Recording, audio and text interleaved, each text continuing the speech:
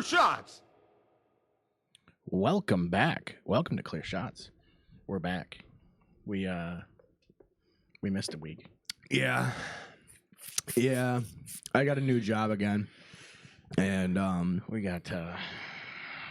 Well, here's our names. If you don't know us, you should by now. I mean, this is a lot. We've done a lot of episodes. we've been around longer than the Confederacy has. Oh yeah. Like, think about it this way, guys. Clear Shots podcast outlived the Confederacy. I mean, really, we outlived them when we started, technically. But you put us on a graph, we're winning. Speaking of winning, Yeah. your Dallas Stars are doing good. Fuck yeah, they are. That's pretty sick. They gotta. If they win, yeah, they need to win tonight. It's 3-2. Yeah. Mhm. No. Yeah, 3-2. Mm-hmm. Or is it 3-1? 3-2. Let me pull up the NHL. Just gonna go into some quick sports catch-up stuff because it's been 2 weeks, and some people listen to this to fall asleep, so we're just gonna help you out a little. Oh yeah, let you guys fall asleep. A little bit. Yeah. The Knicks have been good. The 3-1. Pistons got eliminated. It's 3-1. Damn, I was wrong. Yeah, because they won the last two. Yeah. Edmonton's already in there. Yeah. I don't know, dude. I don't like the Maple Leafs. I only wish bad things on them all the time because their owners, just their front office is a joke, and I hate them. Yeah, they're kind of like the Chicago Bears of hockey. Yeah, I just don't like them at all. You know what I mean? So, hope they lose. Yeah, it's dude, fucking, I love playoff hockey, dude. It's the best. So good. And then playoff basketball. We got the Timberwolves in the Western Conference Finals, and it's gonna probably be the Thunder beating the Nuggets either tonight or tomorrow. And then the Knicks are up 3-2 against the Celtics. The Nuggies. That series has been fucking crazy, dude. We watched game 1 and 2 at work. Knicks at Celtics. 1-point victories for the Knicks on the road against the number 1 team in the East. The guys that won the fucking belt last year.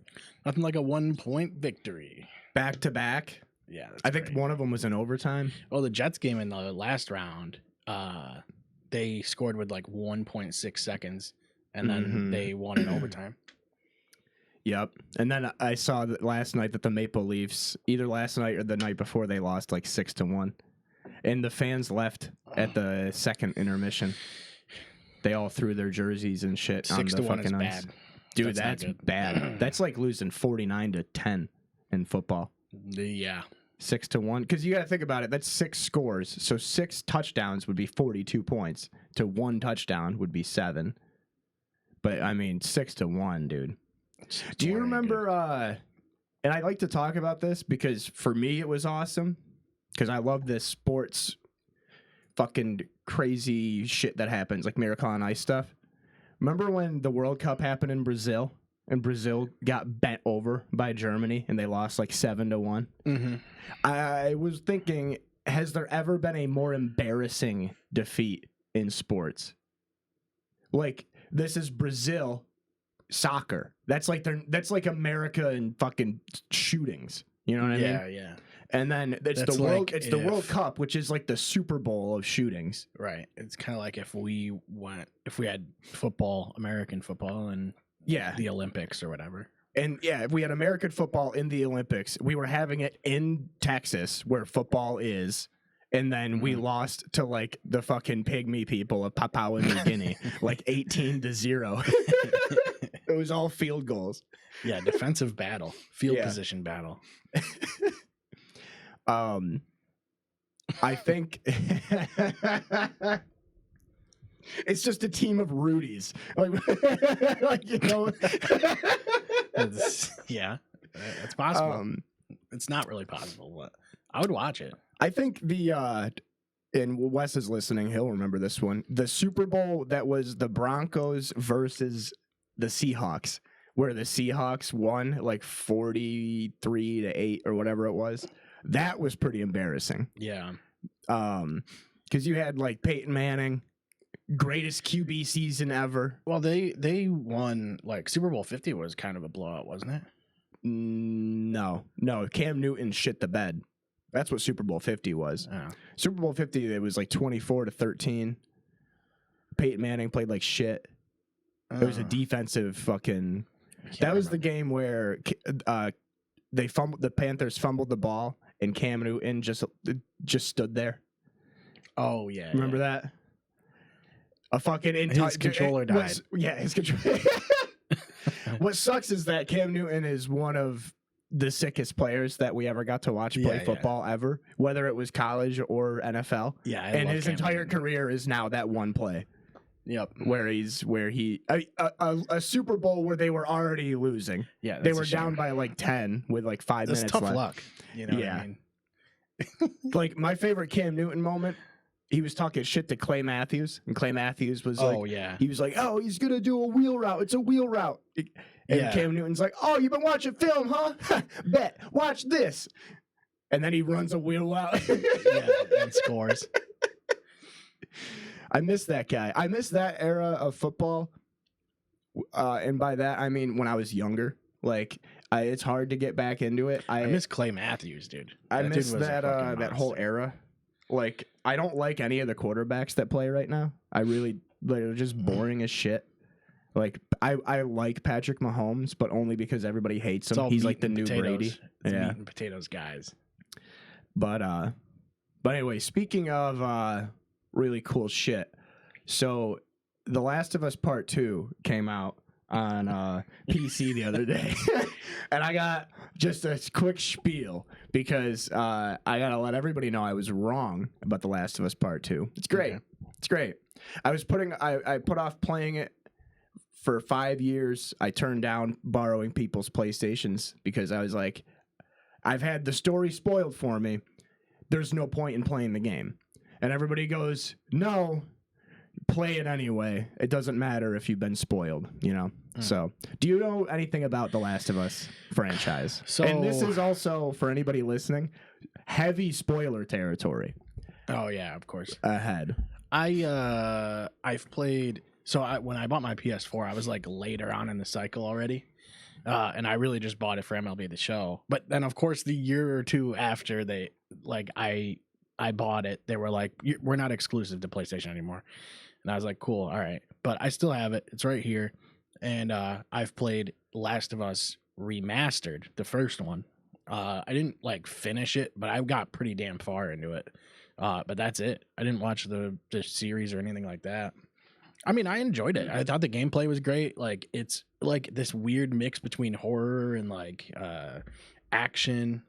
It had like a good balance, and I thought the mechanics of the game were great. Exactly. And that's the thing I want to make it abundantly clear. The Last of Us 1 and 2, as games, presentation wise, mechanically, if you take all the plot stuff out of it, you can't get better.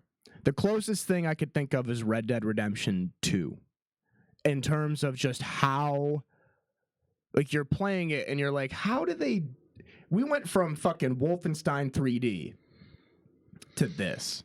You know what I mean? Yeah. Like, it took 40 years, but like we went from playing fucking Resident Evil 1, where it had like mid-eye file, like fucked up sounds in the basement, the fucking trumpet sounds, to like now you're actually playing a fully mocapped character playing a guitar that transitions into the fucking cutscene.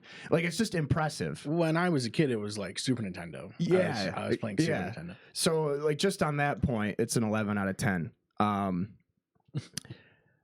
I love the first game. The first game I played hundreds of times when it came out on PS3, because it was a PS3. It feels long originally. It's very long. It's about 18 or 20 hours, I think. And it's great. All the characters are great. The acting is great. The combat, all that. And then I get the second game. And I heard a lot of mixed things about the second game. You're about to hear a lot of mixed things about the second game. And I want to make it abundantly clear. I was wrong about the second game. Well, it is great. It got a lot of headlines, you know what I mean, on like gaming websites and all that kind of shit. Yeah. And I contributed to that, guaranteed. Because to me, imagine if they made Halo 1 and just the same way it is, how Halo 1 revolutionized the genre. Last of Us revolutionized this genre. It changed a lot of things. Let's just use Halo 1 as the example. Now imagine Halo 2 starts and you're playing as the Arbiter and you get about an hour into the game and you kill Master Chief. You brutalize Master Chief in front of Sergeant Johnson and Commander Keyes and everybody else. Mm-hmm. And then you leave. And then you switch and now you play as Sergeant Johnson and you have to get revenge on how Master Chief just got beaten to death with a golf club in front of you.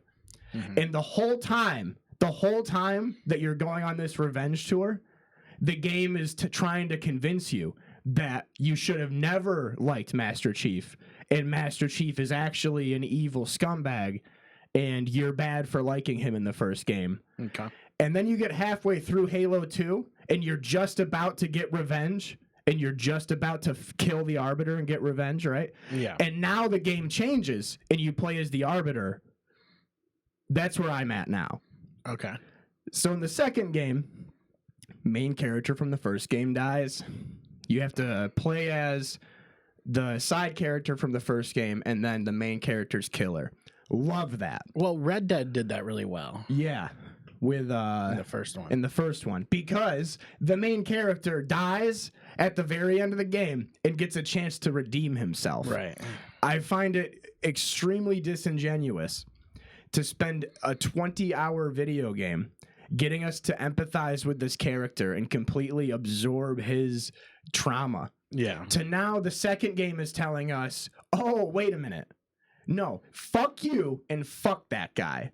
And I'm going to hear people go, oh, wait a minute, Jake. Jake, they gotcha. See, it's video games now are actually an art form, and that's what the writing and directing team was going for. Yeah. Actually, dude, they wanted you to have that emotional connection so they could take it away. So that way you could feel the same way that Ellie feels when Joel is taken away from her, and you could feel the same revenge while you go on the quest. And it's like, how about this? Don't kill the main character that everybody loves. Yeah. And quit doing this subverting expectations thing. It reminds me of how Game of Thrones ended.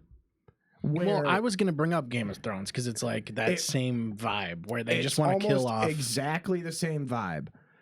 Yeah, I like how they're doing it. I don't like that they did it, but I like how they're doing it.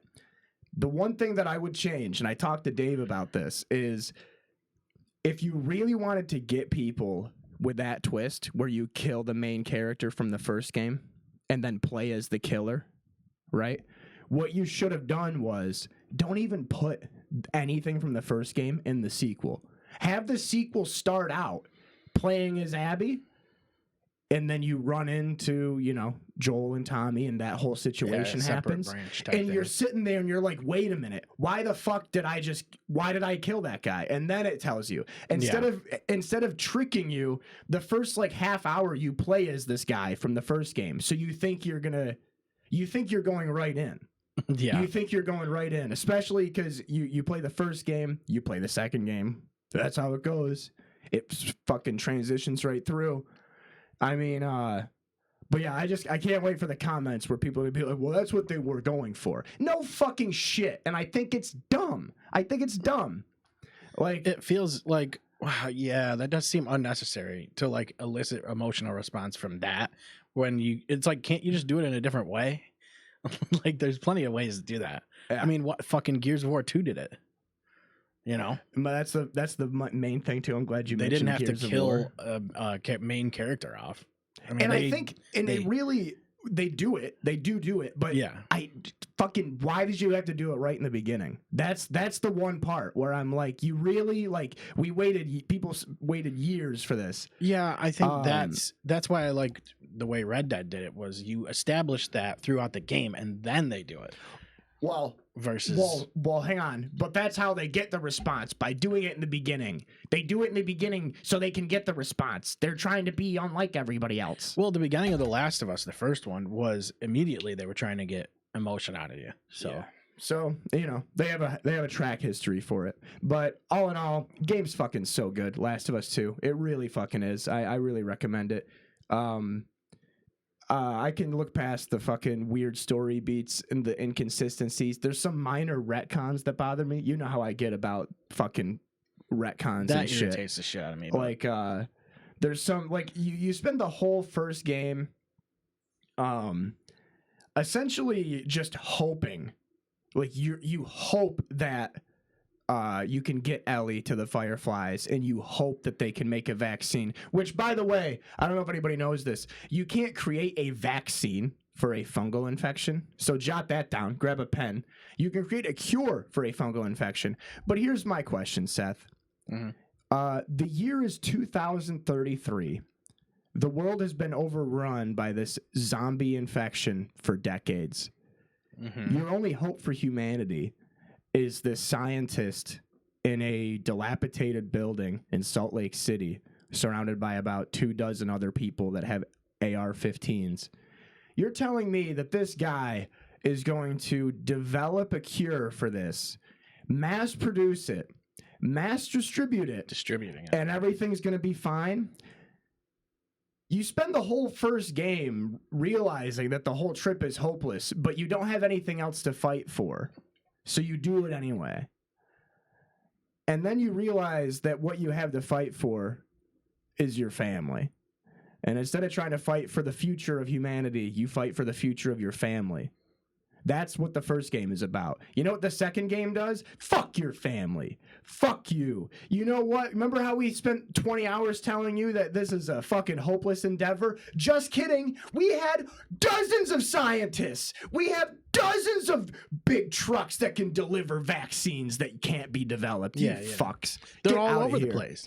But it's not. Wait a minute. Hang on. You're complaining about realism in a video game? But it's zombies. It's realism. How can you complain? Shut the fuck up. Just shut up.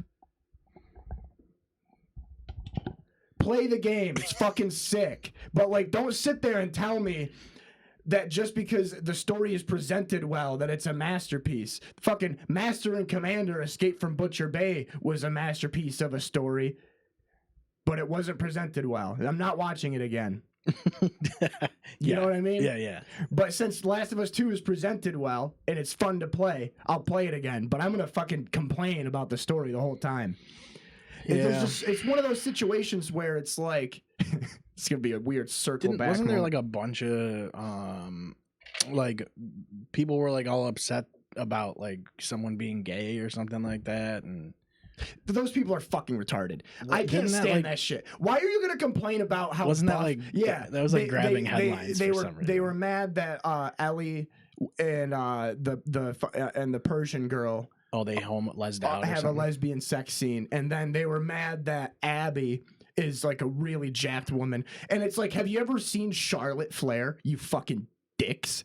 Like, women can be jacked as fuck. Yeah, just because Jordan Grace and just because women with fucking less than 25% muscle fat don't look at you doesn't mean they don't exist. You fucking heathens. Get out of here.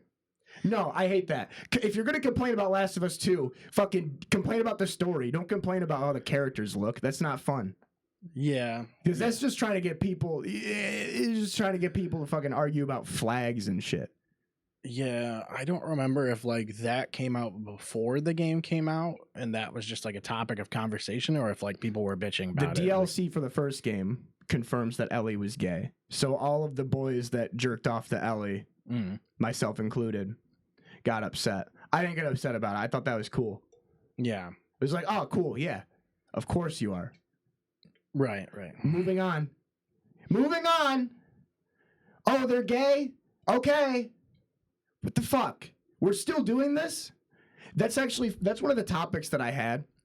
Is that all it was she was gay? Off the top of my head, dude. And this is the thing. And I don't remember anything else other than that, really. Like, that was from the first game. Ellie is gay, and she almost gets raped by a guy, and you butcher him with a machete. Yeah, that was the only thing I remember from like the big, social media conversation before the second game. Like, the second game was the major thing was, But people, Joel dying. It was and right having in to play that as Abby. pocket too, where people were like starting to want to push back against like woke shit. It was the peak of it. Yeah. Well, it also doesn't help that the director, Neil Druckmann, puts the spotlight on himself because he is, I mean, he has a right to be, but he is an extremely vocal activist. Mhm. He has a right to do that. Which is but fine, you're also sure. welcoming people that don't even give a fuck about the source material to comment on the source material. Yeah. As yeah. you notice, I didn't mention anything about any of that. It starts bringing in shit. Yeah, it starts bringing in just people that are just like politically centered. That's the thing that annoyed me about this game a lot, was that I would tell people, like, I don't want to play Last of Us 2, and they're like, well, is it because she's gay? Is it because Abby is trans? Is it because... And I don't even think Abby is trans. I think she's just jacked. But it's like, no, I just don't like that they killed my favorite character. Right. And then, you know, I was wrong. The game's good. You should play it. But, like, fuck, dude. There's a way to do it. Gears 5 was my perfect analogy for this game because this has the same mechanics. Not the same mechanics. I'm going to get flamed for that one. But the way Last of Us 2 works in Gears 5 is like you have an open area and a little hub where there's little miniature objectives. And then when you finish all those, you do the main objective. Then you go to the next little money hub area. Oh, okay, yeah, I see what you're saying. The way it flows, the map flows. Yeah, and it's funny because it goes back to it harkens back to what you mentioned about how Gears of War 2 and 3 and 1, the Gears of War as a franchise has a very, very clean way of getting rid of characters. Yeah, and the thing about that game was the contrast between like the brutal ultra violence and then the emotional parts. You know, it humanizes the characters. When the game didn't really have to do that. Like they're super soldiers basically. It's the same thing as Halo. Like they'll elicit responses. Halo was never super emotional, but the character somehow had. The thing that was awesome about Master Chief was he was so like stoic and like didn't say much, but you still understood that he had a personality, even though he was like a super soldier that wasn't really supposed to have that. He was just they're just bred to be killers. You know, they're not really supposed to have that kind of thing. But Master Chief like somehow had like an emotional state to him. Like, and it was weird because like he could still convey that and be a badass at the same time. But like with Gears, it's the same thing. They're super soldiers. But it shows the human side of them, and they do it well. I think Gears 2 specifically was like that. Gears 1 was pretty much never. There wasn't a lot of like emotional storyline type of shit. That was just introducing you to everything. You were right about the fan. It's a little chilly with the fan. Yeah, I'm a little chilly with the fan. Yeah, I figured. I mean, it's like, it's a little cooler down here anyway.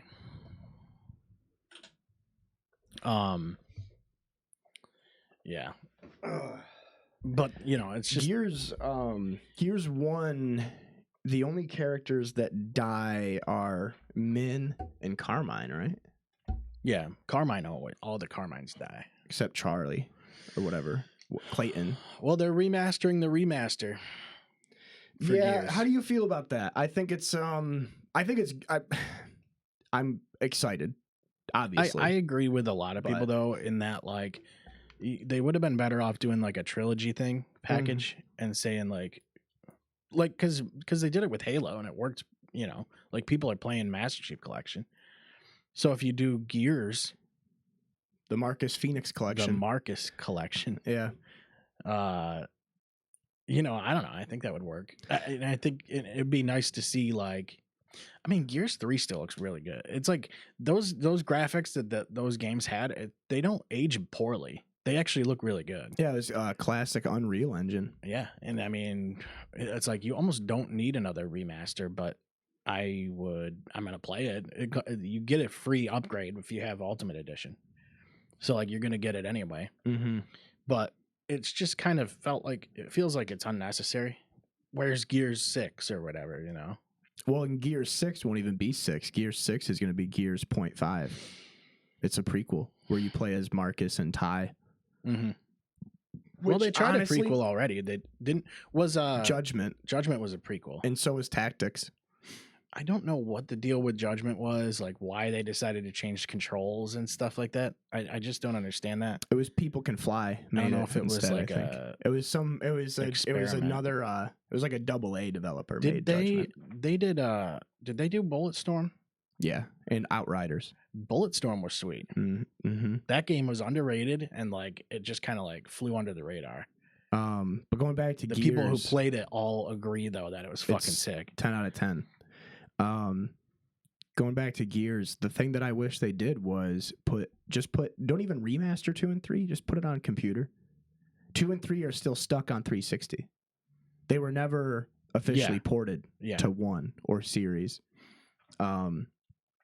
And oh, they are. Yeah, and 2. So you're back compatible playing those if you play them. Yep. I don't play them. I play 5 or whatever when I play, because it's not like they really changed any of the mechanics besides Judgment. You know, like all the mechanics are mostly the same. And this might be a hot take, but I loved 5. I thought 5 was awesome. 5 was great. It really was. I just, the replayability of the multiplayer is tough for me because it's just like you get so many sweaty guys in Gears, and it's always the been sweatiest. Yeah, the sweatiest guys. Yeah. And since the first one, it's been that way. And the first one was just a Gnasher fest. Mm-hmm. You know, they at least once 3 came around, they were like, we'll like try and balance weapons, you know, other weapons. Even 2 was like a Gnasher fest too. But, you know, 3 introduced new weapons and they tried to make it so that the multiplayer was not such a meta only Gnasher thing. But the Gnasher is the most fun to use.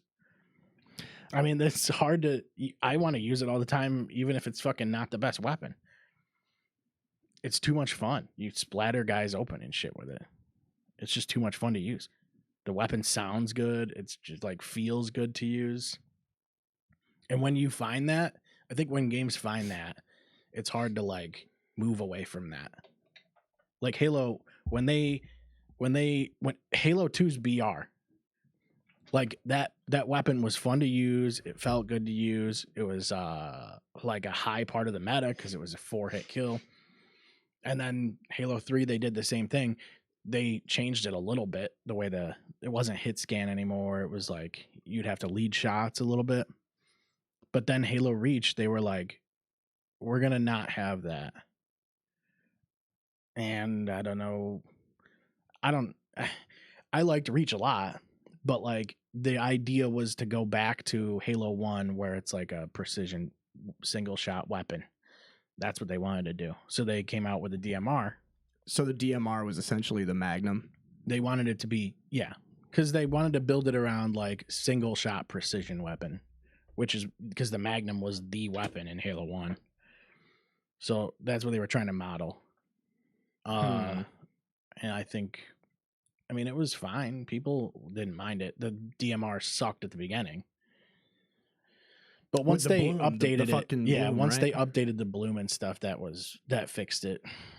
The bloom was too much because they were like, well, it makes it harder.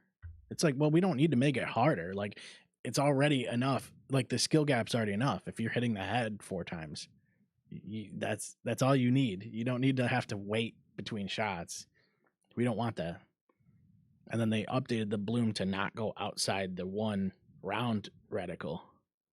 Because it used to be fucking huge, and they'd have to wait like a fucking 0.5 seconds. Like, it was like using a fucking sawn off in Red Dead, where it's just or like. But if you're closer to them, it's like, yeah, it works. But you know, it's like it's a ranged weapon, so you want to have that precision to it. The fuck was it called? Overwatch. I never played Overwatch. You never played Overwatch? I hate hero shooters. I just hate them. I mean, I've played, the only one I really ever played like was it TF2? Team Fortress 2. That's the best one. I think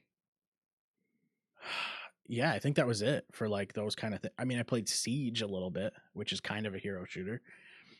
But Siege, I don't know, dude. Something about that. They have They're coming out with a new one, aren't they? I don't care. Oh, Siege is doing like an update, like a huge update, and they're like, it's not Rainbow Six Siege 2, it's Rainbow Siege. It's like X or some dumb shit. Good. Fine. They're trying to They salvage can the do game. whatever they do. I don't give a fuck. Don't do that and just give us Vegas 3. I just want, yeah. Like what? Why? Yeah, that's a tough one for me. That one should have happened a long time ago. Like if you just use those mechanics and make it look good, and like that could still be tactical gameplay. Like you don't even do a full story. Just fucking put in like mini missions with bots and bring back terrorist hunt. Like, well, it's like Siege had terrorist hunt at the beginning at first, and then they got rid of it because they're dumb cunts. Yep. And then everybody goes, and then I'm like, well, I'm not playing that until they bring back terrorist hunt. And people are like, well, that's a weird hill to die on. And it's like, what, are you not good enough to play online? No, I'm not, and I don't care to be.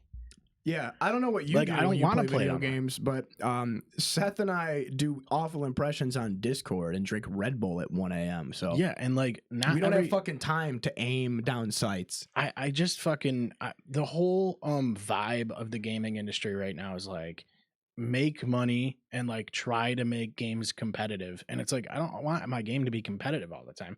Sometimes that's why I enjoy No Man's Sky so much. Because it's just me and I can just do whatever I want. I don't have to fuck around with like what the meta is and like finding matchmaking and hoping my team knows what they're doing. Like I get too much of that. And when I play Halo, every once in a while if I play it online, I mean I'm just playing Firefight most of the time. But if I play online in like a Slayer game, I end up with just shitty teammates or I don't perform well and I just fucking don't want to do it. That's like what happened to us with Diablo this season already. I feel like we already phased out because it's like you're just doing the same thing. It's not. I don't know. Look, it doesn't feel authentic.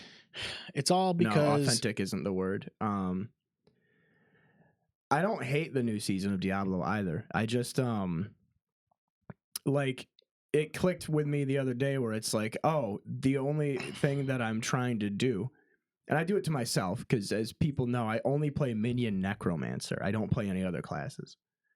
But it's basically every season I do the season journey and then it's like, okay, how many blue items can I get before I get bored? And this season was 0. I spent fucking 6 hours grinding bosses. I didn't get any new Diablo's just a farming game, dude. I didn't get anything, dude. I don't know. I enjoyed Diablo 4 when it first came out. It's great. I just don't. I can't commit to like even PoE and stuff. A new expansion. I would like to play Path of Exile too, but like I can't commit when these games like. I understand why that the model's this way, but they have seasons. You have to start a new character and start over. I've never been like a start a new character guy. Like I always like building and adding on to my current character.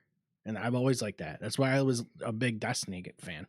Because you don't have to start another character. You just have a character that's run through Destiny 1 and 2, and then you're always building on that character.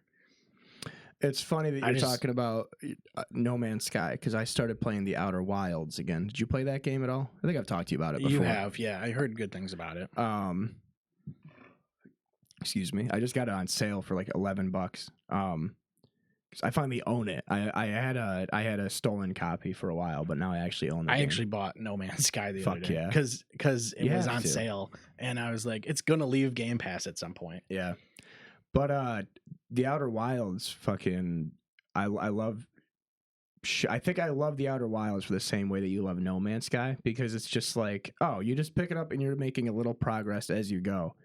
But I love the casual nature of it. Exactly. There's no fucking competitive. Yeah. Oh, did you hear that? Part of this is like MLG happened, and then you had like all these professional gaming tournaments. Straight ribbon. That all kind of blew up and then disappeared when streaming became like a big thing. And now it's all these fucking pro streamers, and that's part of the problem. Is like it's almost like the developers want to cater to the streamers because that's where the money is. You know, like your game gets bigger if streamers are playing it. So if you can cater to the streamers and make them want to play it, then now you're getting that whole audience of their audience is going to want to play your game too. I don't know. It's just a tough thing. Like, and we're in a place now with gaming that just developers don't want to. Dude, NHL, if you look at the last 5 years of Be a Pro, the opening cutscene is exactly the same. Dude, you blew my mind with that one the other day. You blew my mind with that one. I was like, I cannot believe they haven't even changed the. I mean, Jesus Christ, it's not even a detailed cutscene. It's him standing there at like the fucking outdoor hockey rinks or some shit. And it's the same one for 5 years. Do you, in No Man's Sky, do you run into like anomalies, like aliens and shit? Is there like spooky shit that happens? Like, do you ever get scared? I was playing the Outer Worlds last night, and it probably didn't help that it was like 1 a.m., but I was like petrified at this one stage of the game, dude. And I filmed it. I don't have audio of me, but I have video of it. And you go on this planet, and it's a gas giant, and when you plunge through the gas, it's a water planet surrounded by cyclones. Okay. And what the cyclones do is they can fucking throw the islands and your ship and stuff all over the place. And what you're supposed to do is you're supposed to fly into one of the cyclones and go all the way into the planet's core and like find shelter inside of a jellyfish and then have the jellyfish bring you deeper into the core, right? Okay. But you got to be very careful. I wasn't very careful, and I hit a jellyfish and my ship's power went out. And my ship's power is out, EMP, and it's just drifting in this fucking like the bottom of this fucking ocean planet, just pitch dark. And this is the thing. This is the part that I wanted to get to was I know I played this game 100 times. I've never finished it, but I know that there's no creatures in this planet that will attack me. Right. But the fact that I'm just trapped in this ocean planet, I'm thinking like, oh, I'm about to get eviscerated by a giant shark. I'm petrified, even though I know it's not even in the game. Right. And like, I want that, but in space. In the game. Is that a thing that happens in No Man's Sky where it's like just something fucked up will happen and you're like, oh, I'm dead. Oh yeah, sure. Well, yeah, it can be. There's not a lot of super aggressive fauna, but I mean there can be. Sometimes if you do the which I didn't even know were a thing, the derelict freighter missions, you can find like busted freighters, like pieces of capital ships that are just floating around in space, and you can get on them and like you go through, and usually they're like hyper infected, so they have like these pods, kind of like a fucking Alien movie, but there's pods like hanging from the ceiling, and when you shoot them, the little guys come running out and fucking go after you and shit. And the way the gameplay changes is like, instead of just being free and open, it like kind of narrows it down, and you just have your multi-tool, so it's a little bit more close quarters. They try to make it more like a shooter, and I think they've done a good job with like a lot of trying to add combat to the game and stuff like that, because you fight sentinels and like bad guys and shit. There's like an infection that exists on certain planets. But yeah, there's like fucking, I don't know. Sometimes you fucking run into those huge Titan worms that are jumping. Those things are crazy. It's kind of like that. You like you just feel the ground shaking all of a sudden, and then it's like when it fucking takes off. And I have trouble scanning those things because they're too fast and they're too big. But yeah, there's some cool shit in that game. But like a lot of it is based on, it's like a lot of just discovery and doing your own thing. The thing about it is you kind of make your own objectives at a certain point. Like once you finish the story, you're making your own objectives and building shit, and it's kind of I know some people like games that are more on rails. It's like tells you what you have to do. So there is like a tangible ending to No Man's Sky? It is yeah, sort of. it doesn't ever end because the you're in a simulation. That's what the Atlas is. The Atlas is the creator of the simulation. Spoiler alert, America. Sorry. Yeah, that's what that big fucking thingamajigger on the cover is. Oh, the diamond thing. Yeah. Oh. I thought it was a stone of Berenzia from fucking Skyrim. You ever play Skyrim? There are those fucking pink diamonds that are floating that you can find. Oh yeah. I thought that's what that was. I thought No Man's Sky, when you get to the end of the universe, it fades to black, and then it's just, hey, you're finally awake. We got you crossing the border, same as us. Well, what it is and that horse thief over there. The Atlas is like the creator of it, and then it's like dying. The Atlas is dying. Yeah. That's what the story basically is. Which means that the whole simulation's going to end. Yeah. And it says in 15 minutes, but or like 17 minutes, 16 minutes or something. But like that never happens because we don't know how time, you know, like the time differences and shit. So like it could be at any second, but it just never ends. So the story is kind of like an afterthought because it wasn't a thing when the game came out. So they sort of retconned it. But I mean, don't get me started on retcons. Seth. When the game came out, it didn't have anything really. It was fucking a shell of what it was supposed to be. But I mean, they just did a great job fucking, you know, changing everything to be what it was supposed to be. I don't know. I like those kind of games where I can just relax and do whatever. I don't want to have to fucking, I'm sorry. It's like sometimes competitive games are fun, and they are if you're playing with somebody or whatever. Like if some, you know, like if you guys wanted to get on and play Gears, it's like I would play multiplayer, but like we probably wouldn't. We'd probably just play Horde. Yeah, that was the thing too. I was thinking like the last time I really remember, because Gears 5's multiplayer was good until everybody learned the maps. Like when Gears 5 first came out, the multiplayer was the tits. So I guess that's why I'm really excited for Gears 1 to come out again, because those maps everybody already knows. Mm-hmm. Obviously, except for the brand new people. But plus, they're putting it on PlayStation. So just think about if the player count just can stay above the fucking 800 people that are playing Gears 5 right now. Yeah. It's not on PC, right? Or is it? 5? 5 is, yeah. But but it's on Xbox One. I don't think it got a series upgrade. Yes, it did. I'm pretty sure it did. Do you have, what is that, topics you have pulled up? What is that? I was watching a video earlier that like I guess Starbucks is changing their dress code and all the employees are fucking like they're like protesting because they have to wear a black shirt now. It's like you guys really are just protesting anything these days. Like I just don't understand. We have to wear black. This is it's an again. No, do you think that they like? Do they really think they're valuable enough? Like not like irreplaceable? They do.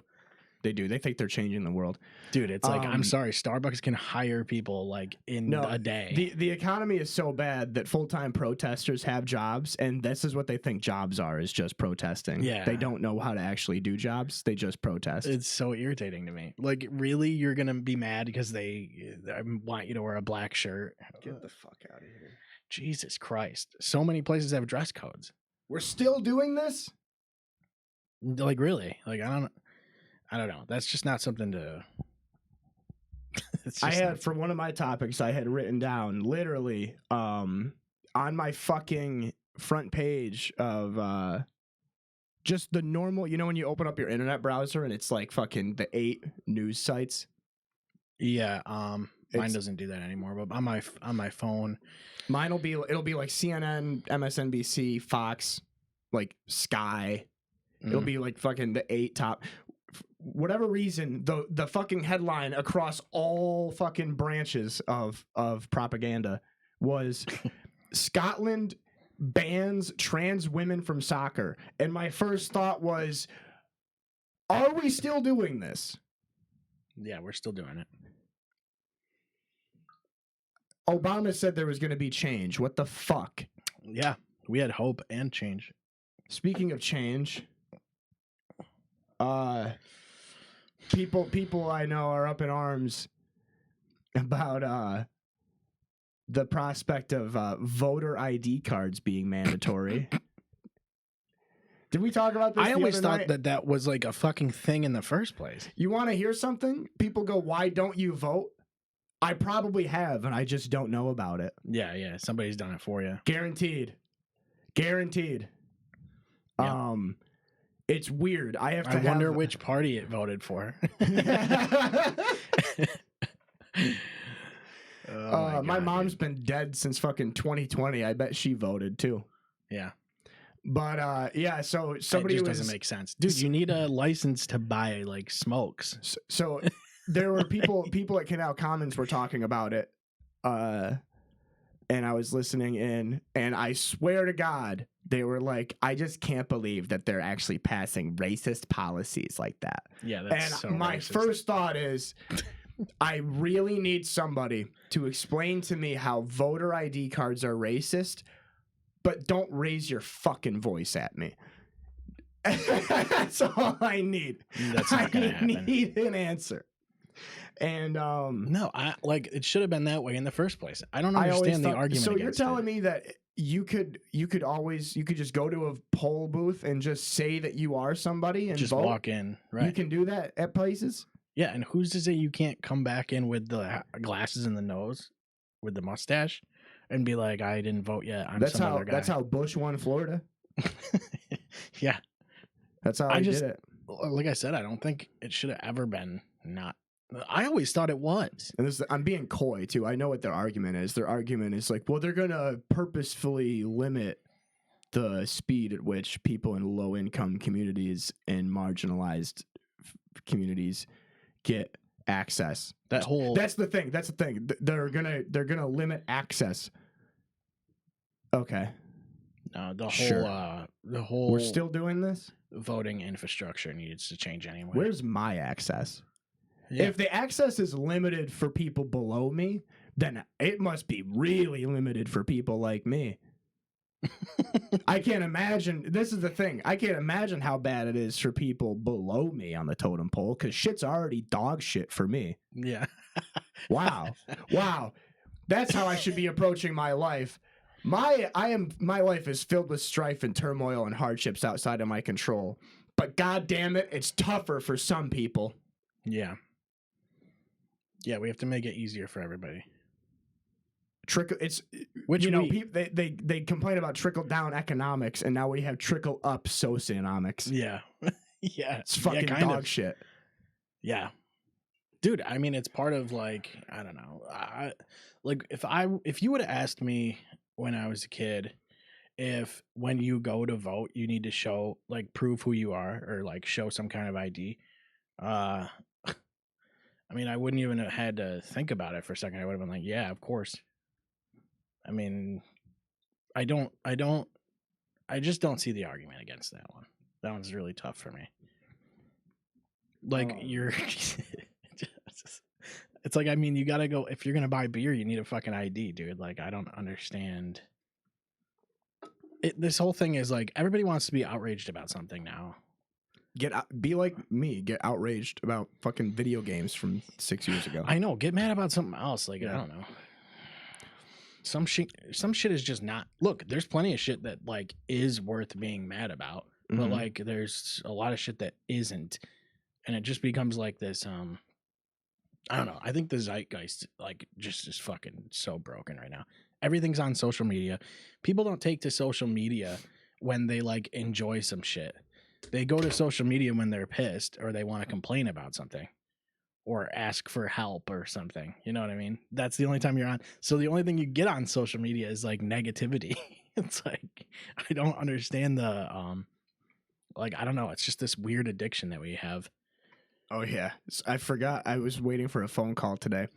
Did I tell you that I'm part of a class action lawsuit right now? No. Yeah. One of the jobs that I had apparently got caught, paying employees a reduced rate for overtime. Okay. I guess. And Yeah, you're not supposed to do that. No, apparently I'm supposed to be getting a lot of money back. One of the healthcare facilities I worked at. One of the healthcare facilities that I might have worn the jacket of today. How did they get away with that? They didn't. They got caught. Well, yeah. But you would think, like, during it, that people... you would think during it that, like... people would, like, check their pay stubs or some shit, you know? How are you going to get me to check my pay stub when I'm working at an urgent care for 50 hours a week? Yeah. I don't even have time to wipe my own ass. I mean, it's fair. Like, I don't ever check my pay stubs. I can't even wipe my own ass. And you want me to check my pay stubs, you fucking ass?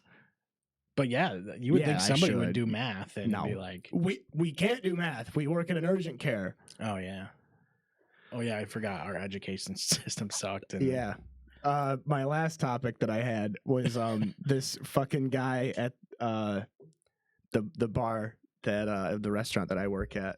Yesterday, I was out at the front of the house and just this guy like in his mid to late 40s. These two dudes in their mid to late 40s. Remember Sarah Silverman program? Mm-hmm. The two fat gay guys. No. I just remember that this Sarah Silverman program existed, and I don't think it lasted very long. What was that? Wow, I can't remember the guy's name. One of the guys from the Sarah Silverman program is like a really, really funny comedian. I think they both are, but there's one of them that I remember. He was in The Devil's Rejects. We'll look him up later. But I'll find him. Yeah, I can't remember. And when we see his name, I'm gonna be so pissed, dude. He's so funny. I want to say it's like Rob. Is it Rob something? It's not Rob Lowe. Let's see. Brian Posehn. Oh, Brian Posehn's great. Yeah. So Brian Posehn. So it was two dudes that look like they look worse than Brian Posehn are sitting at the bar. And one of them is like, yeah, I guess I have all this extra free time. I just don't know what to do. And the one guy goes, we could start a podcast. And the first guy goes, yeah, like I want to be one of those fucking like fat middle-aged white guys with a podcast that nobody listens to.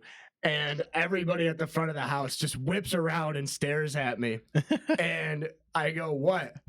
And the bartender goes, well, our friend Jake here has a podcast. And I go, yeah, that doesn't apply to me. I go, I'm young, shredded, and everybody listens to my show. Yeah, and then I just walked out. Like, what are you talking? I'm fucking ripped, bro. And everybody listens to this show, obviously. Yeah. Yeah, name one guy that doesn't. We get more listeners than Hawk Tua. Did I tell you about that? I found that out the other day. Really? Probably not anymore, but we did for a minute. Yeah. Yeah, we probably did. She was gone. Yeah, we were actually destroying her in the ratings. Mm-hmm. Yeah, that was a tough time for her. My favorite question I get is people are like, they're like, why do you do, so do you make any money on clear shots? And I go, no. Like, well, why do you do it? Why do you do anything? Why do you do anything? Well, yeah, like, why do you make money watching TV? Yeah, what? Like, you like watching TV, right? Yeah. My actual favorite question, too, is like, what's your podcast about? And I go, imagine two dudes started a podcast 8 years ago, and every episode feels like the first episode. And they're like... Yeah. It's exactly what, like, everyone describes podcasts to be. Two guys just being like two dudes with a microphone in their basement. Oh, that's what I had. That's what I had. Two white dude. guys. I fucking screenshotted a bunch of mean TikTok comments the other day because I was screaming. Did you? Yeah. I got to see if I can find them. Because my favorite one was a comment where this guy was like, he goes, another example of anybody with a microphone has a podcast. Oh yeah. And you were like, where's yours? I always yeah. I like replying to those guys because I go like what my favorite one is they go not everyone should have a podcast or whatever, and I go, okay, well, good thing not everyone has one. Yeah. Yeah. Examples of if you have a mic, you have a podcast. No, only important people have them. Yeah. Still waiting on those people to actually have them. The wait is over, my friend. The best one was we talked about Alien versus Predator, and everybody was like, fuck yeah, more Alien versus Predator. Oh, really? Nobody even complained about that one. I just screenshotted that one because it was wholesome. I don't really look at the comments all the time. I just like to respond to those guys. It's so funny. Then yeah, Pokemon Yellow. The ignorance of this conversation is killing me. The That was Pokemon great. one that got a lot of shit. How is it you read? Oh, for Harry Potter, I want to respond to this fucking guy. How is it you read all the Harry Potter books and not watched all the Harry Potter movies? Because I like books more, you dummy. Wait, you don't have to do that. Like, I didn't know that was like a requirement. That's a dumb argument. Oh yeah, everybody commenting. Have you ever been sad when you see a cool gun and it ends up being shitty? That is whatever. A cool gun and it ends up being. Oh, that was from a yeah. We were like, what was it? What was the? Yeah, we were the talking game about where you get a cool gun and then, or you see a gun that's really cool and then you grab it and. Well, we were gonna do a tearjerkers on that. We still should. Yeah, that. I have a couple cool guns that sucked. So I actually, in the background, have been working on tearjerkers, but every time I get the list together and I have to get the images, I just fucking go to bed. Yeah, that's a lot of. Oh, this was my favorite one. When I was like, you won't hear you would never hear Black Sabbath on a classic rock station, and everybody's arguing you absolutely would. What I'm saying is you wouldn't, because it wouldn't be considered classic rock. It wasn't considered rock. It was metal back then. It was considered metal, yeah. So since it's just because it's not metal now, I don't think. You will hear it on a classic rock station. Obviously, I'm wrong. Obviously, I'm wrong. But I don't, like, you fucking turn on TK99 and TK105, number one for classic rock. It's not on there, right? It shouldn't be, was my point. I think I got to do it. Well, yeah, maybe it is. It probably is on there. I am Iron Man. Yeah, you're gonna hear that shit. But also, you hear like when I think Day and shit. When I think classic rock, I don't think of Black Sabbath. Black Sabbath is metal. AC/DC is classic rock. Like that is what classic rock looks like to me. Like they're the kind of prototype for 106.5 and wait, what is it? TK99 and 106.5. 106.5 for classic rock. K-Rock. Oh. That, well, yeah. TK 105. TK 105. Something like that. I don't listen to the radio ever. I listen to the radio exclusively to listen to baseball games. Yeah. I love AM radio baseball. It makes me feel like I'm in the fucking future. It makes me feel like I'm from the future. I have a Angels radio app, and that gives me all the games. But I'm not watching them because they suck. And Trout is injured again. He's constantly injured, dude. Dude, a lot of people were mad about our DC superheroes versus Marvel thing. That one was dumb. Then people were saying, of course they are, because like their fan bases are fucking, the Marvel fan base rivals ours. It does, yeah. It's close. Quality over quantity, my friends. Yeah. There was another video game thing I wanted to talk about, but I can't remember what it was, because I've really only been playing. The new Doom the Dark Ages came out. Are you a Doom guy? Like the new ones? Yeah, I don't mind them. I mean, they're like a one-time play thing. I played the first one like all the way through on my Switch, because that was like one of the first games like on the Switch that felt like a big AAA game. And I played the fucking shit out of that one. I did play the Dark Ages last night, actually, a little bit. I only like the problem I have with that, with the second one and this one, are that I get stuck. Like it becomes a puzzle game all of a sudden, or it's bugged, and I don't know the difference. I played through it last night, and everything was going good. I like that you have the shield, and you can lunge and stuff like that. So it kind of adds a little bit like a new mechanic and shit. But I got to a point where like you're just running around the map and there's nowhere to go. You're going backwards. You can't go back up from where you dropped down or whatever. And you're like stuck in this area. And I don't know whether it's a puzzle or if it was actually like if it was bugged or whatever. But also I was like, it was 5 a.m. or something. I was like, I don't feel like thinking about this. I know I saw you were on when I finally settled down and hopped on my shit around 1, and I was like, I will fall asleep. If I use any brain power for a conversation, I will fall asleep. Plus, I didn't want to use up any of my fucking Last of Us material last night. Yeah. I needed to keep that fresh. And like I said, game's great. I was wrong. It's a fucking amazing game. But I just wish there were things about the story that they did better. And I wish that I could express that opinion without, people assuming that I hold that opinion for malicious reasons. When really it's just, they did such an amazing job of making me fall in love with the characters in the first game that I'm broken about the second one. And I get that that's the point. Yeah, but I hate it. Sometimes you don't have to like that. Yeah. I was talking to Dave about how they did that with Metal Gear Solid when we were kids. So Metal Gear Solid 1 came out, and I don't understand. It took like 4 or 5 years, and then Metal Gear Solid 2 came out, and you play as Snake for the first chapter, and then the second chapter starts, and you play as a completely different character for the rest of the game. And a lot of people were mad about that. Well, look, but at least Snake, isn't bashed to death with a fucking 9-iron. Yeah, and I think when you create a character that people like, why are you getting rid of it? Like that's hard enough to do already. Like I don't really understand that. I like how our YouTube recommendations are like kids playing guitar and shit. Like what is that? How to throw a football like Tom Brady. Oh, how to throw a football by Tom Brady. I watched that already actually. Oh, this is the podcast feed. Yeah. And so it's just kids weird. Playing guitar. That's very. I saw the first one. That's like it looks like but it's the other one with the children just in like their parents' house playing a guitar.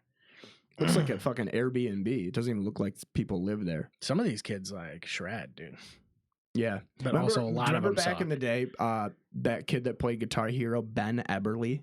No, he was like he got famous when we were younger because he was like 8 or 9 and he could play Through the Fire and the Flames. And I remember it's always Through the Fire and Flames. Yeah. I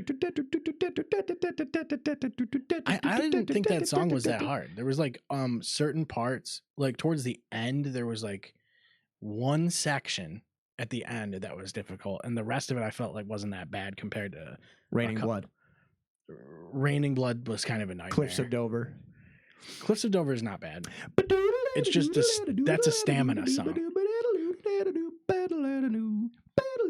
That's a great song.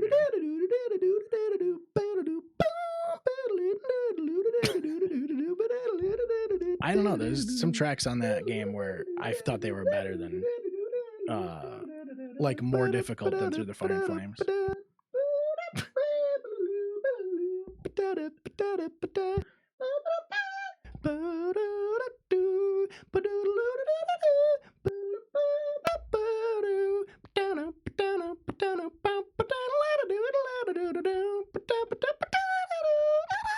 That's not okay. That's not a good one. That's not good. It's starting to get bad. It's starting to fall off. That was my favorite song. I liked that one. And I liked We Three Kings. That one's an. Oh yeah. Some of those. That one, We Three Kings, wasn't hard, but that was a fun one. Was that a guitar battle song? That was a bonus song. It was when you hit the blue guy. Yeah, I bet if I saw the track list, I could tell you which ones are harder. My favorite song in Guitar Hero is always Impulse. That's a tough song too. Yeah, that's one of my favorites. That's there was a summer of Guitar Hero at the Johnson Road household where every time we would have like a guys' night or whatever, it was just actually me and Wes playing Guitar Hero 3 off to the side while everybody else hung out. And all we were trying to do was just beat each other's high score for Impulse the whole time. So like we can't. I'm pretty sure there's still a mandate that Wes and I aren't allowed to play Guitar Hero in front of people. It's funny that like people hate when you play like a same song on repeat, but when you're playing Guitar Hero, they just don't care, even though you're playing the same song like 100 times. Oh, they cared. They cared. They cared, dude. Zach yelled at us at one of them. He's like, "You're not playing Guitar Hero. You gotta play a different song." I think Cult of Personality is the most fun. That look in my eyes, what do you see? The CM Punk The theme cult song. of person. Yeah. Well, it was In Flames first, right? By Killswitch. No, it was what's it This called? Fire Burns. Yes, This Fire Burns. And I feel this fire, it's burning and it's really hot. This earth really fucking burns. Ow, it burns. Yeah. That was the chorus. Yeah. Did you play the Oblivion remaster yet? No. I watched Wes play it a little bit. I'm sure it's great. I mean, it looks like they kind of took some of Skyrim and like mixed it in mechanically. Yeah, they changed how like the leveling system works, and they added sprinting and shield bashing. I can't remember if shield bashing was already in the game or not. It's cute that everybody wants to add shield bashing now because Doom did it too. Hate it. We got to get a shield bashing game. I love the Oblivion remaster, but in obvious Jake fashion, I do have a gigantic complaint about just Unreal Engine 5 in general, and I just can't wait for it to fucking die. I agree. I'm so tired of all these fucking developers using Unreal Engine 5 as a way to be like, well, fuck it, it looks fine. Yeah. And it's like, dude, the lack of optimization is infuriating. It's so bad. There's so much like they rely so heavily on like anti-aliasing and DLSS. Dude, it's the really thing bad. that gets me is that there's some companies that knock it out of the park when developing on Unreal Engine 5, but then you get shit like the Oblivion remaster where it forces software ray tracing to be turned on. You can't turn it off. You have to use a text file. There's memory leak issues because for whatever reason, people can't figure that out. Yeah. I have extreme ghosting. And I have a really solid card. I have a really solid setup. I've seen videos where like people have like top of the line computers. It's bad. And they still can't like handle it. Like it still can't handle it like without creating artifacting and shit like that. So the way I have it is the only way I've been able to solve the memory leak issue is to play it at 720p and not anything higher than that. Other than that, if I play on 1080p or higher, if I play for over 40 minutes or so, I have to save, close out of the game, restart the game.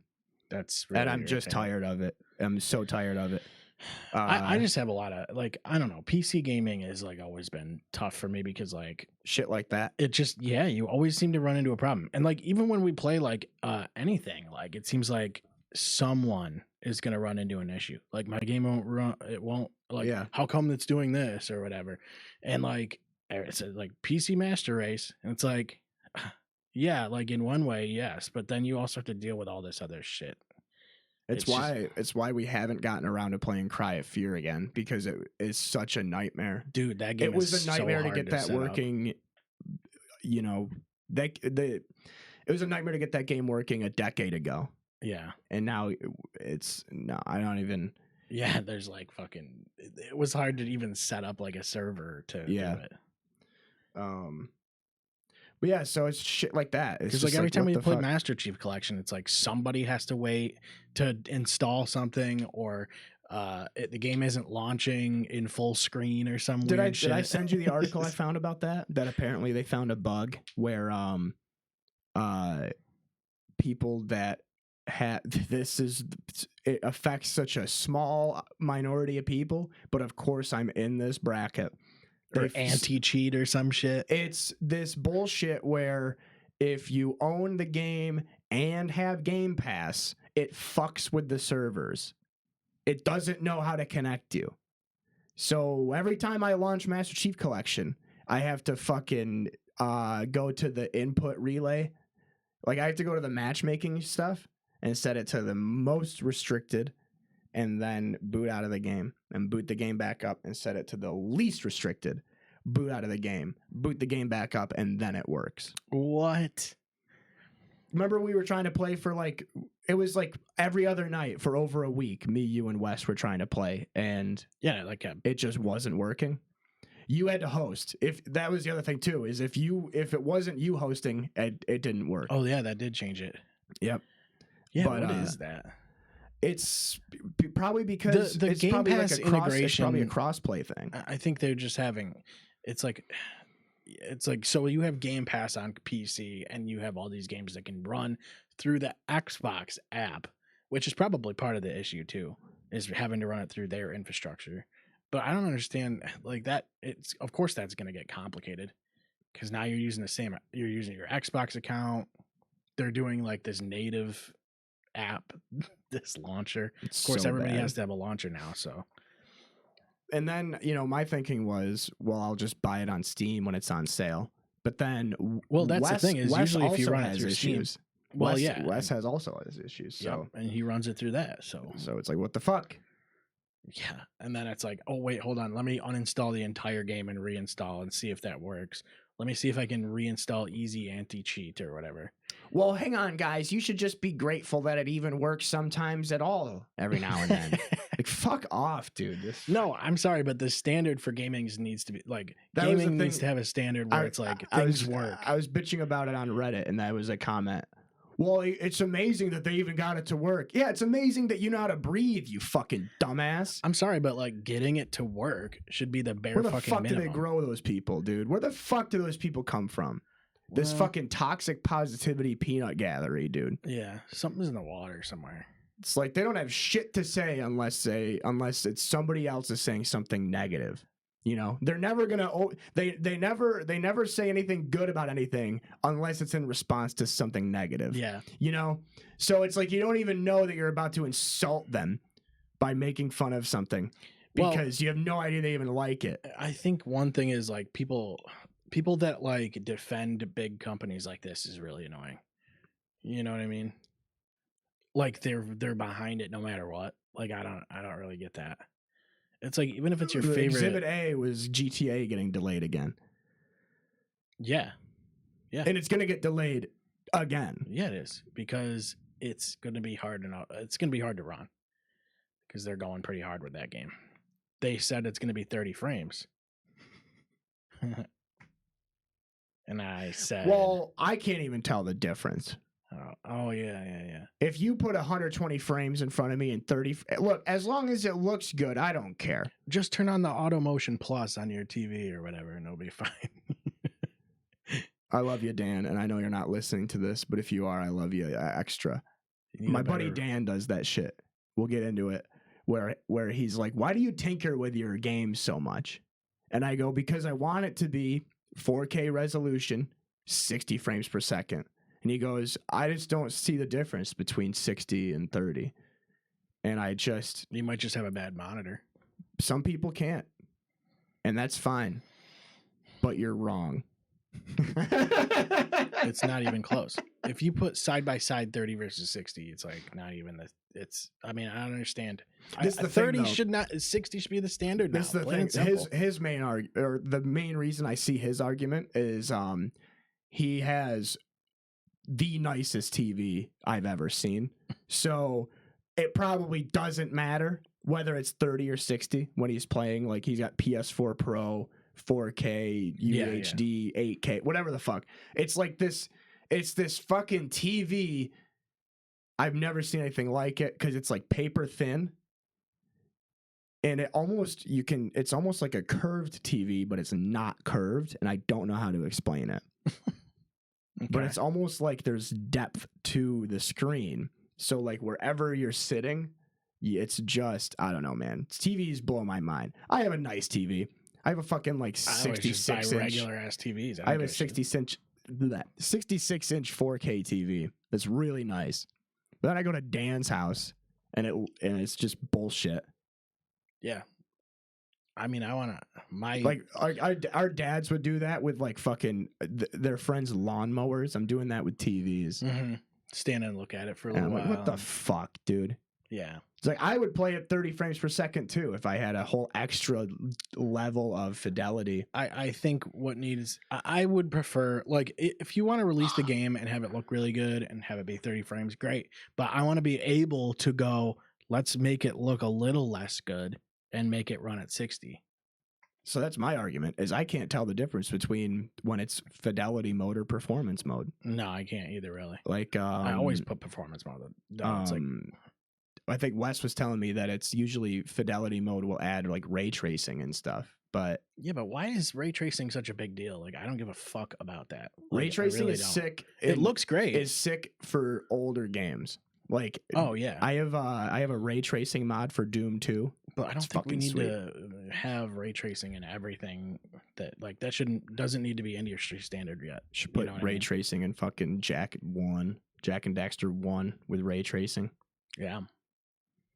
Power Rangers the movie with Power ray Rangers tracing. the movie. The Super Nintendo game with ray tracing would be with sick. The side scroller. Yeah, dude, that'd be sick as hell. Dave and I played Alien vs Predator the other day, the arcade version. Fuck yeah, it is fucking the sick. beat 'em up one. Yeah, that game's really good. That one's I had good. never played that. It's one. really, really good. We also played Smash TV. Did you get twin stick one? Yeah, That's working on there. It's with fucking AVP sick. where is that the AVP where you could play as Dutch from Predator? The guy with the arm thing? Arnold Schwarzenegger. No, he's not in it. I don't think so. He's in there's one of them. two Predators, and then there's like some chick, and then there's a guy with like a robot arm machine gun thing. But it was we beat it. I mean that it's like on that you can just with Smash TV we just kept playing. We died so many times in that game. In AVP? Smash TV. Oh, what's because that? it gets like absolutely overwhelming. It's a twin stick shooter. Oh. And it's like you run through these like different rooms, and then it just fucking sends waves of enemies at you. Sometimes you're in a room for like wicked long, and you're like, "Is this ever gonna end?" But you die so many times. That game is a coin suck. But with that, you just hit start again, and you fucking keep playing. It's like AVP. We wouldn't have beaten that. There's no way. Especially the first time. It takes like 2 stages to fucking figure out all your moves. That's why boss battles exist. It's why so many people, not me, because Chris Murphy and I did it when we were like 12, but so many people never finished the Jurassic Park video game at the bowling alley. Yeah, because you can't get past that first T-Rex boss. Unless you pay $20 to... Yeah, that's what we did. Yeah. What I need to do is get a coin door that works, and then turn off the start buttons so that people actually have to pay for it. And then I should be able to put a cheat code in or something like that. Let's see. I got food or object. Let's do it. Let's do perfect timing. Yeah. I'm going. We got advanced tickets to see Final Destination 6 tonight. Advanced ones. Mm-hmm. Wow. You're gonna see. I wanted advanced SP because the theater screen has a backlight. But we got to bring our own lamps. You have to have the bendy book light, the book light thing, the pipe cleaner book light. It's just like a glare creator. Yeah, that should be on a food or object. I'll put that in the next one. Let's see, craft singles versus vacuum hose attachments. The hose that comes off the craft singles. You don't need the attachments; they're a scam. But you need the hose. The hose is included? Yeah. Because you definitely... Think about... It's like you can just pick up the whole... Think about how awful a grilled cheese sandwich would be without craft singles. You'd have to use... I mean, you'd have to get like somehow... Velveeta singles. Yeah, that's some bullshit. Yeah, nobody wants Wait, that. does it get rid of... Is it just craft singles? No, I think I'm just like... Just sliced cheese. Yeah, like... Pre-sliced cheese. Pre-sliced, yeah. Just sliced cheese. So when you go to slice the cheese, it just phases out of existence. You have to put blocks of cheese on it. So sliced cheese or vacuum accessories? Yeah, like a vacuum hose. Which, I don't know. I'm going with cheese. I'm going with cheese. I don't give a fuck about a vacuum. I think so too, because you can pick up the whole vacuum and just vacuum the couch if you have to. I mean, just get a new couch. Just make vacuums lighter. Or those hand vacuums.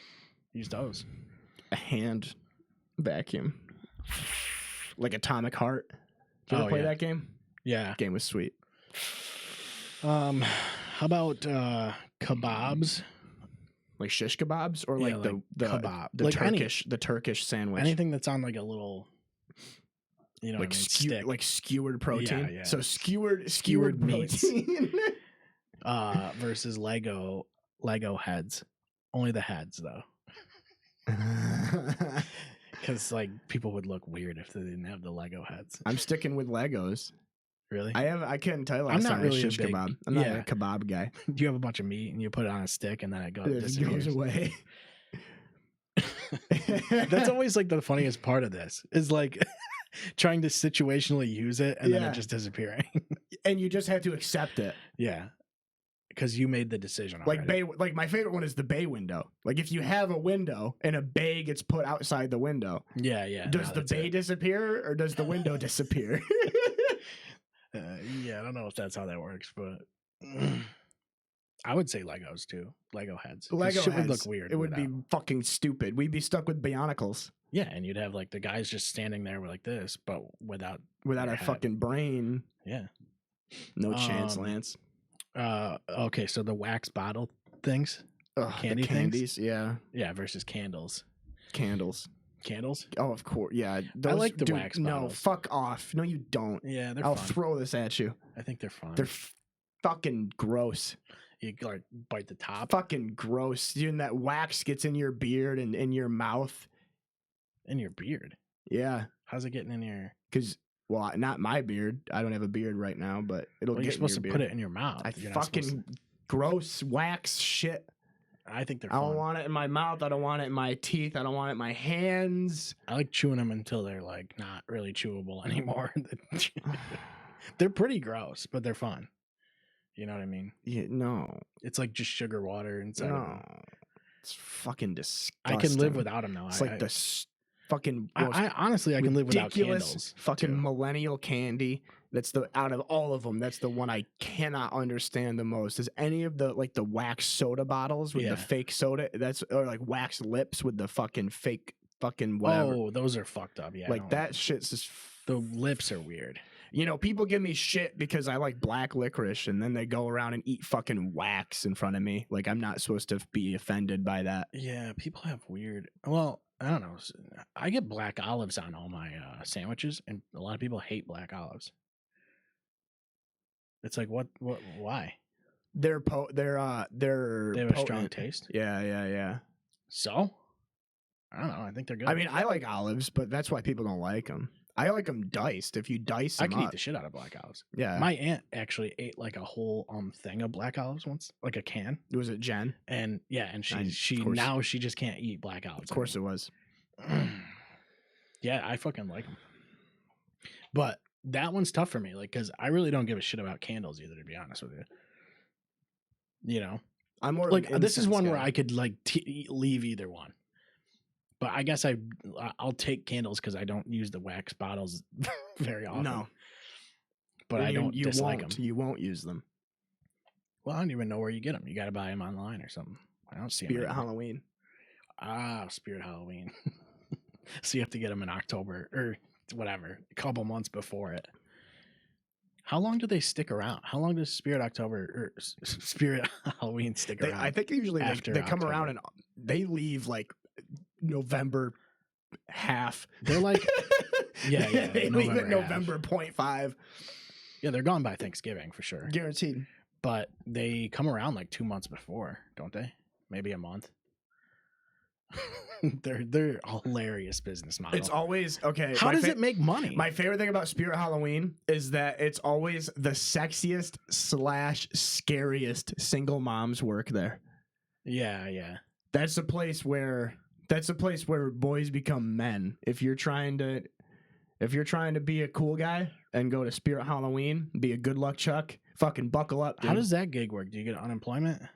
Huh? No, it's a contract. So it's just like a side gig that you just do.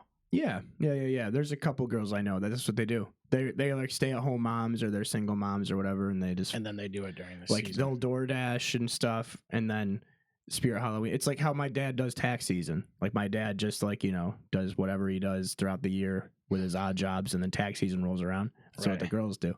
Huh. And they're fucking sick at it, dude.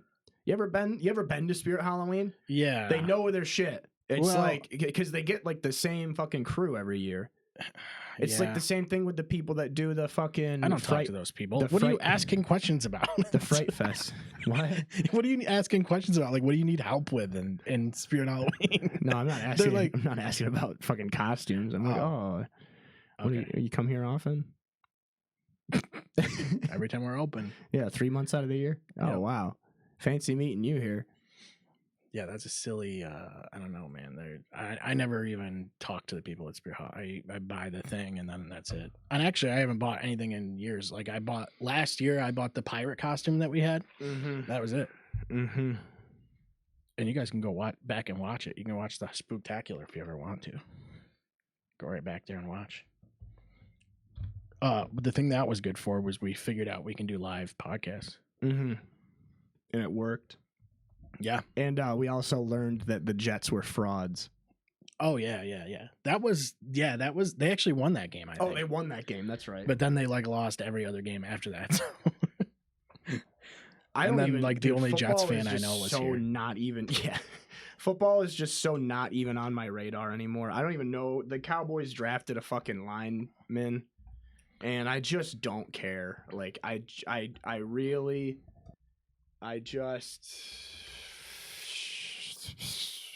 man. I like it. I like the football. I like them running around and stuff. It's cool. God let the Wolverines win the national championship 2 years ago, and then was like, "All right, now you're gonna hate football for the rest of your life," because nothing even comes close to how awesome that season was. Yeah. Just fucking dismantling everybody, beating Alabama. Yeah, but Like- now you got a transfer portal. Things are different now. Fucking hate it.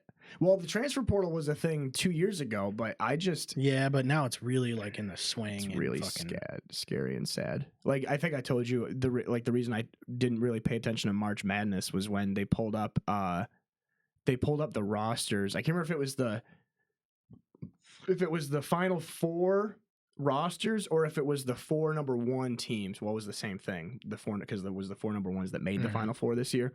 But they showed that like out of all the 4 number 1 teams, like only 1 or 2 of the players were even there from over a year. Like they were all just, and I'm like, part of me is falling out of love of college sports because of that. Because I really liked, obviously you get your Johnny Flynn's or your Michael Carter Williamses that were like 1 and dones or 2 and dones, but then like you're never gonna get your G Max or your Andy Rowlands or like your lunch pail white guys that stick around for 4 years. Because now if a white guy is even slightly good at anything, he's gone. Yeah. Somebody will take that. And spot. then it's just, I don't know. I just feel like It is funny, like you, and like then Syracuse doesn't run the zone anymore, so I don't even know. That's like if my dad transitioned. That's like what that feels like. well, all these athletes are like roughly the same size anyway, and you see him on TV, you're like, oh, cool. He's about. I'm probably like a little shorter than him, and then you go like if you run into those guys, dude. Oh, dude, they run into me. They They fucking like tower duck. you. They You're duck. like, what the hell? So it's like They're like even the like tall an guy. average. They're like the tall guy from It Follows. They fucking duck down. Well, it's so crazy that you just have to be genetically gifted to even have a shot at the NBA. You have to be genetically gifted to even be able to pronounce NBA. Yeah, some people can't. But yeah, Go Stars. Would that be Go Stars? Rantanen, dude. Rantanen has been the what are we biggest doing pickup for them. the That dude has East? been on fire. I want the Panthers to win. I want the Panthers to make it because they won. I do too, They 'cause won I the hate cup the last Leafs. year, right? I just don't like the Leafs. Who won the cup last year? The Panthers. last year? I don't even remember. Hey Siri, who won the Panthers Cup last year? The Panthers Cup is probably a real thing. Hey Siri, who won the Stanley Cup last year? Oh, Yeah, what? the It was- Golden Knights. It was the Knights. The Yeah, Golden they played Knights the won the Panthers, Stanley though. Cup. But yeah, for basketball, I just don't want the Celtics to win. That's the thing is Mark and Dave and Noodle were asking me the other day. They were like, what's your hierarchy rankings for teams? And I go, number 1's the Pistons. And then I go, number 2 is the Lakers. And like then as overall, like what do you mean? Like for teams, now, for as teams I franchise? root for, obviously it's the Pistons is like my actual NBA team. Yeah. But like, I hate the Celtics so much that I root for the Lakers as hard as I can. And I hate the Clippers because of what they did to Blake Griffin. So I also root for the Lakers that was extra some horse hard. shit too, Yeah. And then the T-Wolves, half because it's Mark's favorite team, other half because they drafted Johnny Flynn and Ricky Rubio when I was like 12, who were like the two sickest guys. And then they both got injured too much. Timberwolves. Yeah, Minnesota. They had Kevin Garnett when we were kids. That was it. They had Kevin Garnett. It was Kevin Garnett, yeah. And then yeah, dude, I miss when the NBA had like a guy. You know, Vince Carter was a Raptor, and it was like you had like every team had like the guy, Patrick Ewing with the Knicks. Like right now, it's pretty good. Like, but the talent pool for basketball is so high. Like I love using sports games as the analogy for it. But like 10 years ago, a team structure would be like one guy that's like a 95, one guy that's like an 85, and then a bunch of like mid to low 70s. Now teams are like 2 dudes in the 90s, 2 dudes in the high 80s, and then everybody else is like 79. Like your fucking bottom 6 players are all like, teams are really deep nowadays. Yeah. Compared to how they used to be. And I'm really glad that we got out of that fucking weird era where it was the triplets era. Where it was like first, the Heat. No, the Heat's one of them. But first, technically, it was the Lakers. Yes, because the Lakers tried it with Kobe, Shaq, and Karl Malone. And people forget about that because Karl Malone got injured. Yep. But Karl Malone was very good that year, and they were the original triplet. They also had Gary Payton, so you could say it was quadruplets. Yeah. And then the Heat had it with Shaq, D Wade, and White Chocolate. Just kidding. They were a duo. Then it was the Celtics with Pierce, Allen, KG. Yeah, they did. And then Rondo with the 4th one. And then it was the Heat. And people only fucking mention the Heat first because they hate LeBron. Well, that was the big thing. And they hated the decision is what they hated. Yeah. The way that he raised like $1.8 million for charity to announce his free agency decision. People really hate charity. They hate black guys with money and they hate charities. Yeah. Obviously. That's what we are, though. That's their country. But then after that, they did another triplets in Cleveland where LeBron, Kyrie, and Kevin Love. And then Kevin Durant went to Golden State. That whole fucking shabacle. Yeah. I mean, that's around when I stopped watching basketball, though. When KD left Oklahoma City. Well, when the Heat got their fucking trio and all that shit. See, that was great because even though they had a trio, they weren't invincible. Like they lost, They lost twice and they won twice. Yeah, I just didn't like the concept. I didn't like my big thing back then. I was starting to not watch basketball anyway, but I didn't like that Kobe kept getting fucking hurt.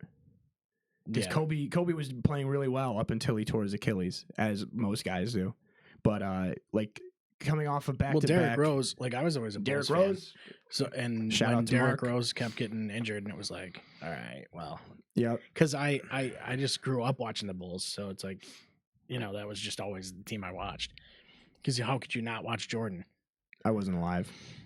Yeah, well, that's fair. That was my excuse. But that was when I was like 7 or 8. Then they tried 3-peats. They tried a trio again in Brooklyn with Kevin Durant, James Harden, and Kyrie Irving, and they fucking didn't do anything. Yeah. Then they tried again with Kevin Durant, James Harden. Well, I think some of that Kevin stuff Durant, just Kyrie Irving, and Ben Simmons. It shit never seems to pan out. Like when the Eagles tried doing their dream team and all that shit. Like it just never seems to work out the way that. So the best is that it's like it doesn't work. Like in Madden, it might work. Yeah, exactly. The teams right now, the Indiana Pacers are playing some of the best basketball I've ever seen. They remind me of Tim Duncan with the Spurs, like that era of just. They're only like 7 or 8 guys deep, but every single guy knows exactly what he has to do. Right. They have roles. And the coach that the Pacers have used to be Dirk's coach on the Mavericks, Rick Carlisle. I thought he was great, dude. Dirk. Oh, my God. Yeah, of course. He was one of my favorites, like recent, somewhat recent. But yeah, so I'm excited. I'm hoping the Eastern Conference Finals is going to be Pacers-Knicks because that's one of the biggest rivalries in basketball from the Reggie Miller days. And then the West is hopefully going to be Minnesota versus Denver. but I'm thinking it's looking like Minnesota versus Oklahoma City, and Anthony Edwards is going to have to go crazy. And here's another one. Last thing, Islam Makhachev had to vacate his title. Oh, yeah. So now it's June 28th, my birthday weekend. It's going to be Ilya Topuria versus Chucky Olives for the 155 strap. So we have that to look forward to. How amazing is it, guys, that we are halfway through May and we're finally getting a UFC card that's exciting. I know, really. And it won't be until the fucking end of June. Yeah. But anyway. I know, that's been tough. I just can't.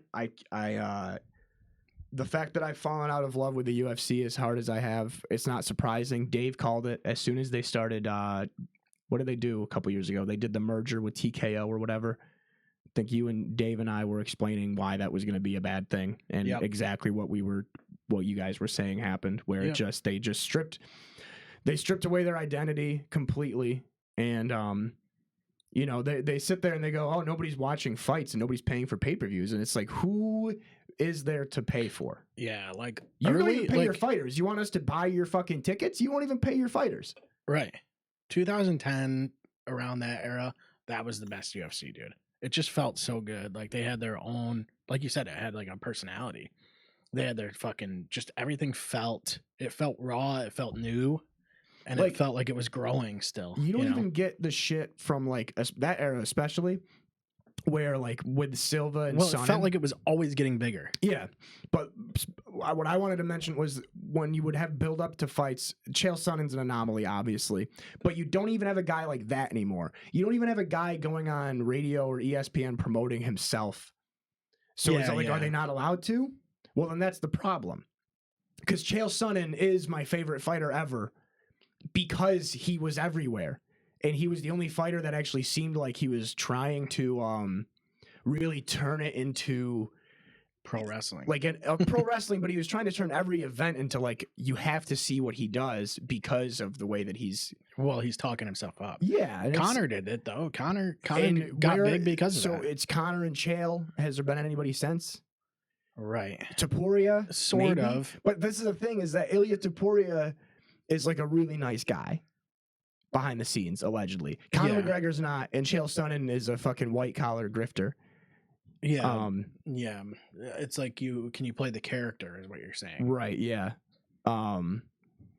Because, like, the fact that the most excited that our group chat has been about the UFC was a 30-second snippet of Amanda Nunes in the crowd is fucking sad. Yeah, that is bad. Because, like, the whole reason that like one of the main reasons I think that we're friends, like just our entire circle in general, is because we gravitated towards UFC and WWE, and it's just really crazy that WWE is just overshadowed completely. It's completely taken over any knowledge. Like a lot of UFC fans we're started watching wrestling. Yeah, it's crazy. And a lot of UFC fans are realizing, oh, this is what UFC is missing is characters and like gravity. And like there's no it shouldn't need it. You know what I mean? Like the sport itself should be good enough, but like it's like the NBA. Like I don't need characters. I shouldn't have to have characters.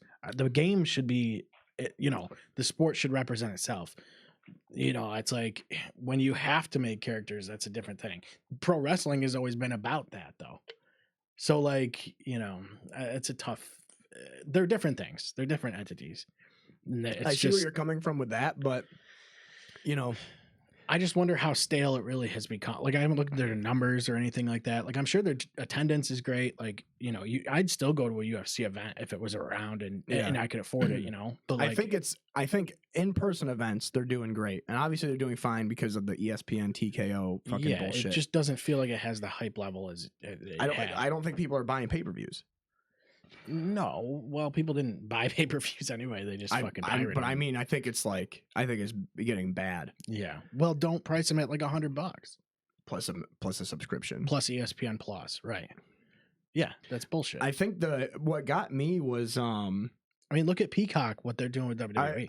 You pay $10. I'm not gonna find it now, but I know that there's a group chat it was either me, you, and Dave on Messenger or texting where we were talking about a UFC event, and we literally were like, "There's only these 2 fights that we're excited for," and then the week of the event, both those fights got canceled. Yeah, But they don't even get replacement fighters anymore. nope. And I know they a week is short notice, but remember back in the day when like they would just pluck a regional guy, and like Nick Diaz or somebody would step in. And like now it's you don't even get that anymore. So you'd have guys that were willing to step in though, like Cowboy Cerrone, and like because they just wanted to fight. Kevin Holland is the only guy that's like that now. Yeah, that's fair. But even it looks like he's already at the tail end, which is crazy to think about. Kevin Holland's magical year was 5 years ago, where he fought like 8 times in 12 months or whatever like that. Remember when he knocked out Ilir Latifi? Ilir Latifi had him in like some fucking hold, and he just did hammer fists. Yeah, that was like insane. as he's like dislocating his hip. Like, and I haven't been that excited about the UFC in so long. I know. Like, did you see how animated I got thinking about a fight night co-main I'm getting excited about from 5 years ago? Meanwhile, Bilal Muhammad just got his ass beat by Jack Della Maddalena or whatever, and crickets. Right, you're not getting like the big names that are like I can't even think of a lot of big names that are coming up. You know, like there's a couple. Paddy Pimblett, I was wrong about him. I'm going to be eating crow for that for a while because I really didn't like his personality or his fighting style, but he's really turned around. He decimated Michael Chandler the other day. And if I think Paddy Pimblett might be the guy. I think that's what it is they're missing big names like that. They're missing a polarizing guy. Yeah. Because somebody mentioned something really cool that I liked. They go, yeah, because if you have one heel, you know what I mean? Yeah. That way you get eyes on the fight and say they win or lose, whatever. Their opponent now has a following. Mm-hmm. So it's the same way wrestling works. Mm-hmm. But like it doesn't, you don't get those eyes unless you have somebody who's grabbing your eyes to begin with. And you don't necessarily have that. And it's right now, it just feels like it's a hierarchy. Work your way up, I'm going to win. And it's like, it's not as fun that way. I think a lot of people, you don't get the mainstream audience either. No, a lot of people too, they want more like, they want less even matchups.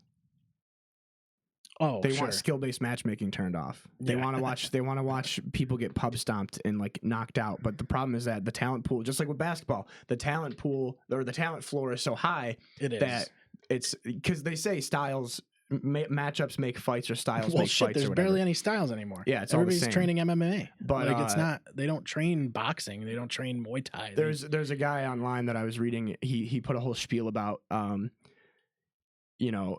I thought it was really funny where he goes, if GSP was fighting nowadays, you guys would call him boring.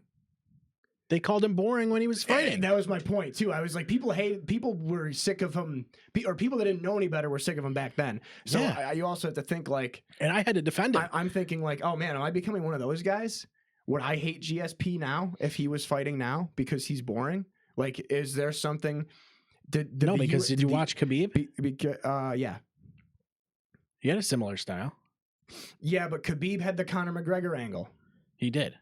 Yeah. He was a little more aggressive on the ground. Yeah. Too, though. But St. Pierre was just like dominating everyone. And like they didn't like people wanted kickboxing. Yeah. And they still kind of do. So I don't know. I can't believe kickboxing's not. I think Muay Thai should be big. I don't know why TKO doesn't go like, here's a Muay Thai league and give it to people. But I think they don't want to hurt the UFC. It's because people don't even acknowledge anything else as an abstraction. People don't even think MMA is. They think the sport is UFC. Yeah. They don't even know that other people I know think that the other promotions are like a farm league for the UFC. The UFC is the only one that exists. It's like Samsung in Korea. There's nobody else there. And if there is somebody else there, Samsung probably owns most of them. It bought it up, yeah. Yeah, like it's really shot. Yeah. But anyway, that's all I got. I hope that turns around too. Me too. I've been on like, it's like a thing where I really want to be able to watch the UFC and I just, and it's like, if I could, I don't know, you need some guys that you can grab onto, like to really. Yeah, just like the days of you and I getting together at like 4 p.m. and then like watching the pre-show, watching the full fight night, and then and I think you shouldn't have to have that, but it definitely it brings in a huge audience doing that.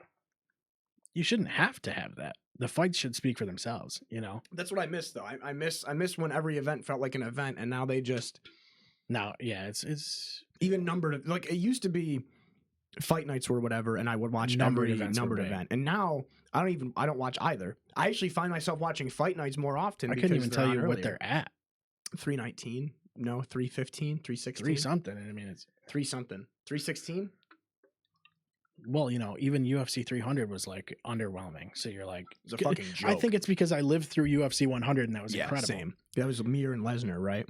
Yeah, it was Mir, Lesnar, it was Thiago Alves, and GSP, and then there was, this would have been before. This was before WEC got absorbed, I think. So I can't remember who else would have been on. It was Josh Koscheck on that card, maybe. I can't remember. Matt Brown, Jim Miller. Jim Miller might have been. Oh yeah, maybe. See, and that's the thing too. Mayhem Miller, dude. He was probably on there. Whatever happened to that guy? I'll always tune into. I hope they bring back Bully Beatdown. All right, everybody. Go over to w.gg. Use our promo code ClearShots. It's all one word. Get 10% off your entire order and support the show. And he's just kind of showing you his ass or whatever. Did I wear my hat? I don't know where my hat is. Like and subscribe, do all that stuff. It could be upstairs. It's probably upstairs. Comment, you know, follow us on all the other socials and stuff. And we'll see you guys soon. All right.